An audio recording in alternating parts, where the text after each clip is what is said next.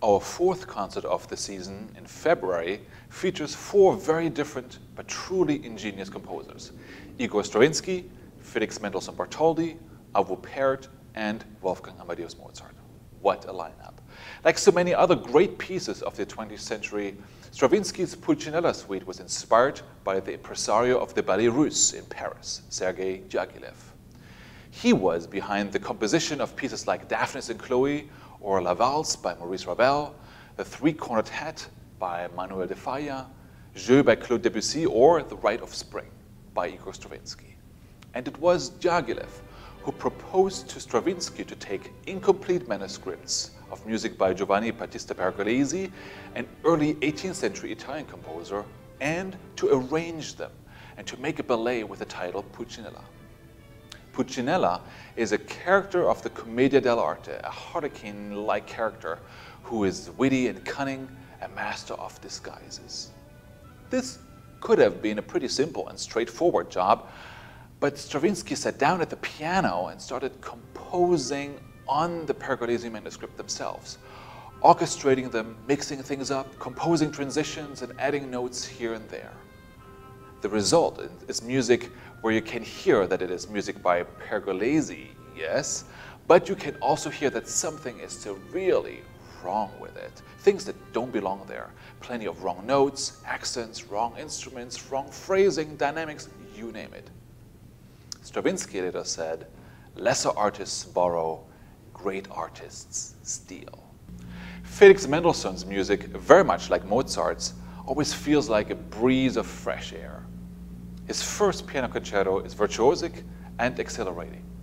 He was 21 years old in the midst of a 2-year European tour when he composed it and needed to get it done quickly. Especially considering the speed of the composition, it is astounding how fresh, imaginative, and spontaneous the music unfolds. It is a profoundly romantic piece, but has, as it should, the typical lyricism of Mendelssohn as well as dazzling virtuosity. Our soloist, George Lee, is 17 years old and he won first prize in both the Cooper International Piano Competition and the Young Concert Artist International auditions in 2010. George was featured on NPR's radio show From the Top at Carnegie Hall and has performed with the Cleveland Orchestra as well. So expect an amazing young artist playing the Mendelssohn Piano Concerto No. 1.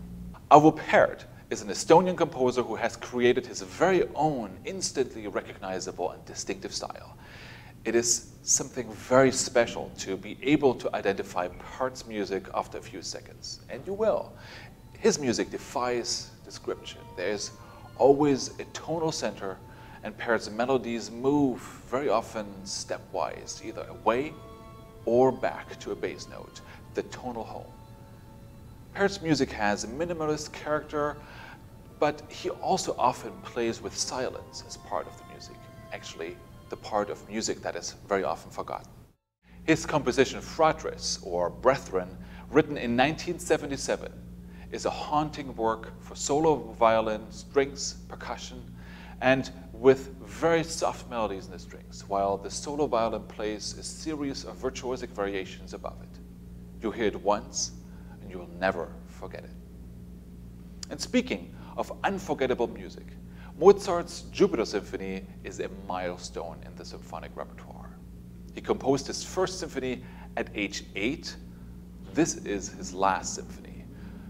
Mozart never called it the Jupiter Symphony. We don't know for certain who named the symphony, but Mozart's son, Franz Xaver, said that the London impresario Johann Peter Salomon gave the work its nickname after the most powerful of the Roman gods.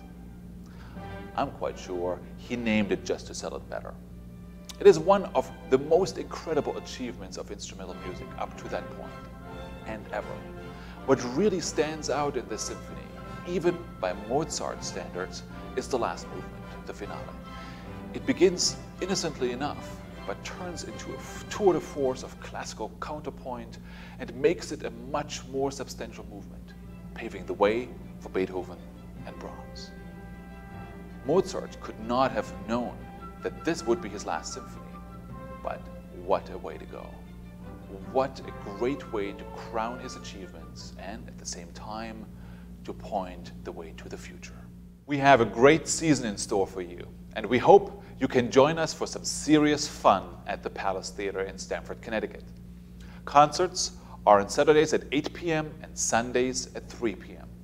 For tickets and more information, please call 203-325-4466 or visit us at www.stamfordsymphony.org.